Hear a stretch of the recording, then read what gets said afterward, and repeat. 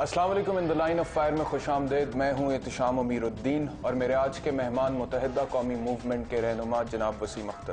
وسیم صاحب، جون 1978 آل پاکستان مہاجر student organization کی بنیاد رکھی جاتی ہے چیئرمین الطاف حسین.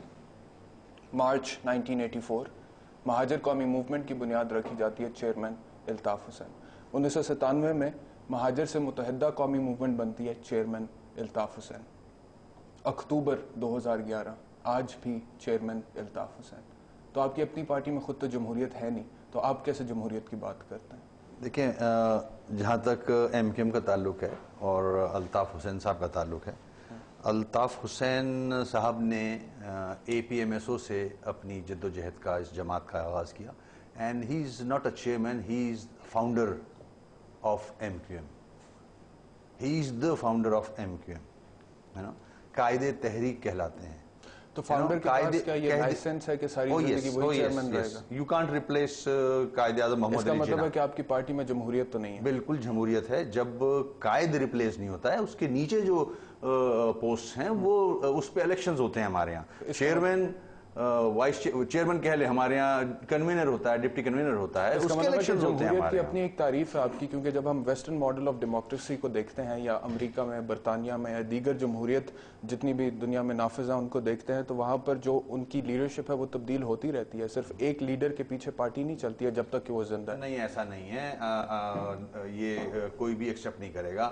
جو فاؤنڈر ہوتا ہے، you can't replace the founder. Quaid Azam محمد علی جناح کا نیم البدل نہیں ہو سکتا، اس کی جگہ کوئی نہیں لے سکتا. It's like that. دوسری جماعتیں دیکھ لیں اس ملک میں یا کسی یعنی کہ اگر الطاف حسین سے فاؤنڈر کے بعد جو پوسٹ ہوتی ہیں وہ اس پہ الیکشن ہوتے ہیں. یعنی کہ اگر الطاف حسین بھائی سے زیادہ کمیٹڈ، زیادہ ڈیڈیکیٹڈ، زیادہ کمپیٹنٹ کوئی شخص ہے تو وہ انہیں ریپلیس نہیں کر سکتا آپ کی پارٹی میں؟ اس نے وہ موجد ہے اس کا، اس نے بنائی ہے یہ جماعت. اے پی ایم ایس او سے لے کے متحدہ قومی موومنٹ تک اس کی سوچ اور اس کا فکر اور اس کے فلسفہ تھا. اچھا، آپ کی پارٹی پہ ایک بہت سنگین الزام یہ ہے کہ سیاسی مفادات کے لیے آپ لوگ تشدد کا راستہ اختیار کرتے ہیں، ہاں یا نہ؟ نو. 8 اگست 1986 آپ کی پہلی پبلک میٹنگ کال ہوتی ہے جس کے اندر ہوائی فائرنگ ہوتی ہے، سڑکوں پر تشدد ہوتا ہے، پبلک پراپرٹی کو نقصان پہنچتا ہے. 2 مہینے بعد اکتوبر 1986 میں ایم کیو ایم کے کارکنان دوبارہ کراچی اور حیدرآباد کی سڑکوں میں آتے ہیں تو 12 لوگ جاں بحق ہو جاتے ہیں. ابھی بھی نہ؟ بالکل نہ. عمران فاروق ایک بیان دیتے ہیں الطاف حسین صاحب کے گرفتار ہونے پر 2 نومبر کو اسی سال 1986 میں، جس میں وہ کہتے ہیں کہ حالات تب تک ٹھیک نہیں ہوں گے جب تک الطاف حسین کو رہا نہ کیا جائے. الطاف حسین کو رہا نہیں کیا جاتا اور اگلے ہی روز کراچی میں 120 لاشیں گرتی ہیں. ابھی بھی نہ؟ دیکھیں، یہ جو آپ ہاں اور نہ کا جواب لے رہے ہو، اس کے دس نیڈز این ایکسپلینیشن. ایسا نہیں ہے. اس کے اندر بہت سارے ایلیمنٹس کی کارروائیاں ہیں. اس میں اس وقت کی ایجنسیاں ملوث ہیں. اگر میں آپ کو جناپور اور بہت سارے اور الزامات پہ لے جاؤں تو وہ سارے الزامات بے بنیاد تھے اور لوگ غلط ثابت ہوئے. لیکن آپ کی پارٹی کا بھی حصہ ہے اس کے اندر. اگر نہیں، ایسا نہیں ہے. اگر ایسا ہوتا تو پھر صرف دوسرے زبان بولنے والوں کے ہلاکتیں ہوتی. خدا نخواستہ ہمارے اپنے کارکنان مارے گئے سینکڑوں کی تعداد میں. آج تک ہمارے 15,000 کارکنان مارے جا چکے ہیں آج تک. لیکن آپ کے اپنے کارکنان اتنے نہیں مرے وسیم اختر صاحب جتنا پاکستان کا ایک عام شہری کراچی میں مرا. نہیں، دیکھیں، کیا ایم کیو ایم کا کارکن عام شہری نہیں ہوتا؟ بالکل ہوتا ہے، لیکن سیاسی جماعت سے اس کا تعلق ہے. آپ کا کارکن ہے، اس کا کریڈٹ آپ لے لیتے ہیں. لیکن ایک عام شہری، کریڈٹ تو ہم لے نہیں رہے. مزدور، اگر کوئی بھی زبان بولنے والا کراچی یا پورے پاکستان میں، آج ہم آواز اٹھا رہے ہیں کوئٹہ میں جو ہزارہ سے تعلق رکھنے والے لوگوں کو مارا جا رہا ہے، ایسی بات نہیں ہے. جو صرف یہ کہہ کے نکل جانا ہاں یا نہ کی جواب لے گا، یہ آئی ڈونٹ تھنک سو. یہ اچھا، 1992 سے لے کر 1998 تک متحدہ قومی موومنٹ حقیقی، جو آپ ہی کی جماعت کا ایک دھڑا تھا جو علیحدہ ہو گیا آپ سے، ان کے تقریباً 450 کے قریب کارکنان اور لیڈر قتل ہوئے، جن میں Mansoor Ahmed Khan deputy general secretary M Q M Haqiqi آتے ہیں، سردار احمد فائنانس سیکرٹری آتے ہیں، Rehan Farooqui ex member national assembly آتے ہیں. ان سب کے قتل کا الزام بھی آپ کی پارٹی پر لگا. دیکھیں، الزام لگانا بہت آسان ہے. یہ آپس کے جھگڑوں میں ان کے اختلافات تھے. ان کے اندر 2 گروپ بنے ہوئے تھے.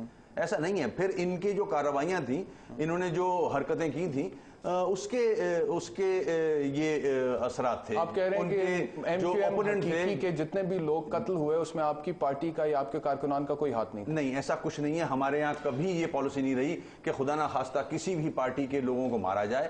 یا پولیٹیکل فائدہ لینے کے لیے 90 کی دہائی میں آپ کے لیڈر کی طرف سے متواتر طور پر ہڑتالوں کی کال دی گئی اور ہر ہڑتال پہ کراچی میں عام شہری جو ہیں وہ قتل ہو جاتے تھے، اور 1994 سے 1995 میں 1800 لوگ آپ کی ہڑتالوں کی وجہ سے قتل ہوئے۔ اس میں اگر آپ ریکارڈ اٹھا کے دیکھیں، صرف آپ نے ڈیٹس نکالی ہیں، اس میں اگر آپ ایف آئی آریں دیکھیں اور جن لوگوں کے گھر جو لوگ قتل ہوئے ہیں ان کی نام، ان کے ایڈریس دیکھیں تو ان کا تعلق ساروں کا ایم کیو ایم سے تھا۔ ایم کیو ایم کی وجہ سے، اس کلنگ کی وجہ سے، ایکسٹرا جوڈیشل کلنگ کی وجہ سے وہ حکومت گئی تھی، اگر آپ کو یاد ہو تو۔ میں ڈینائی نہیں کر رہا کہ ایم کیو ایم کے اپنے ورکرز بھی اس خون ریزی میں شہید ہوئے ہیں یا جاں بحق ہوئے ہیں، بالکل ہوئے ہیں، لیکن ایم کیو ایم کی شمولیت ہے، ایم کیو ایم ذمہ دار ہے اس خون ریزی کی جو کراچی میں ہوئی ہے آج تک۔ اتنا تو آپ ذمہ داری نہیں لے گی، کیوں؟ اس وقت کی جو حکومتیں تھیں، اسٹیٹ فورس یوز ہوئی تھی، اس وقت کراچی آئٹس کے اوپر کلنگ کی گئی تھی، 40 لوگ مارے جاتے تھے۔ ان وجوہات کی وجہ سے وہ حکومت، جیسے کہ میں نے کہا کہ ایکسٹرا جوڈیشل کلنگ پہ فارغ ہوئی ہے۔ آج بھی اگر آپ دیکھو تو جو الزامات لگائے گئے تھے ایم کیو ایم پہ، وہ کیسز بری ہوئے ہیں، باعزت طور پہ بری ہوئے ہیں، جو لوگ گرفتار ہوئے تھے اس کے اوپر میں آؤں گا۔ مڈ 90s میں امریکہ کے اسٹیٹ ڈپارٹمنٹ نے، ایمنسٹی انٹرنیشنل نے، UNHCR نے، سب نے رپورٹس دی اور سب نے کہا کہ ایم کیو ایم اور ایم کیو ایم حقیقی کے کارکنان کراچی میں ہونے والی خون ریزی کے ذمہ دار ہیں۔ I don't believe in these reports. یہ reports کو تو میں مانتا نہیں ہوں، مگر جو فیکٹس ہیں وہ ہمیں پتا ہیں کہ ہمارے ساتھ کیا کیا زیادتی ہوئی ہیں، کراچی آئٹس کے ساتھ کیا کیا زیادتی ہوئی ہیں، ایم کیو ایم کی جو جد و جہد ہے اس کو کس طرح روکا گیا۔ یہ ایسے صرف ایک سٹیٹمنٹ دے کے نکل جانا، اس کے پیچھے اگر میں آپ کو مثالیں دوں، آج جو ہو رہا ہے سب کے سامنے ہے، کٹی پہاڑی، کوئی لا انفورسمنٹ ایجنسی، 100 سے زیادہ لوگ مر گئے وہاں، کوئی روکنے والا نہیں تھا۔ تو یہ سب کیا تھا؟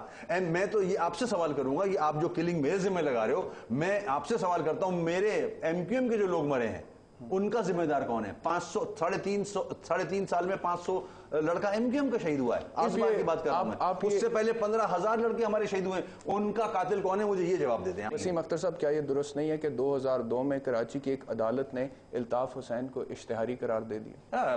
اس وقت اگر کوئی جھوٹے الزام، تو مجھ پہ 64 مقدمے تھے۔ آپ کو بھی پتا ہے کہ ہمارے ہاں مقدمے بنانا، ایف آئی آر کاٹ کے کسی پہ بھی الزام لگانا کوئی مسئلہ نہیں ہے، آرام سے ہو۔ آپ یہ کہنا چاہ رہے ہیں کہ عدالتوں میں جو کیسز پینڈنگ ہیں آپ لوگوں کے خلاف، قتل اور اقدام قتل اور بلووں کے حوالے سے، وہ غلط ہیں، جھوٹے ہیں؟ دیکھیں، کیسز بالکل جھوٹے ہیں، سب غلط کیسز ہیں۔ عدالتیں متعصب ہیں، یہ کیسز نہیں، عدالتوں کی بات نہیں ہو رہی ہے۔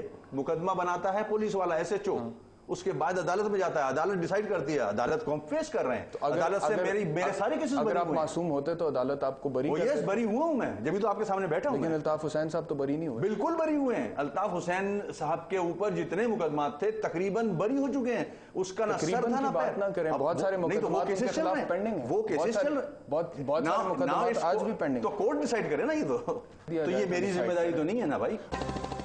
کینیڈا میں بھی عدالتیں جھوٹی ہیں؟ کینیڈا میں کوئی مقدمہ ہمارے خلاف نہیں۔ سیاستدان آپ سے ڈرتے ہیں، صحافی آپ سے ڈرتے ہیں، عام شہری آپ سے ڈرتے ہیں۔ وجہ ہے مہاجر نوجوانوں کو ہتھیار اکٹھے کرنے چاہیے، اور اگر انہیں ان کے حقوق نہ ملے تو ہر قسم کی طاقت کا استعمال کرنا چاہیے۔ پکا قلعے کا واقعہ ہے، سر پہ قرآن رکھ کے عورتیں اپنی بھیک مانگ رہی تھی جانوں کی، ان کے بچوں کو مارا جا رہا تھا۔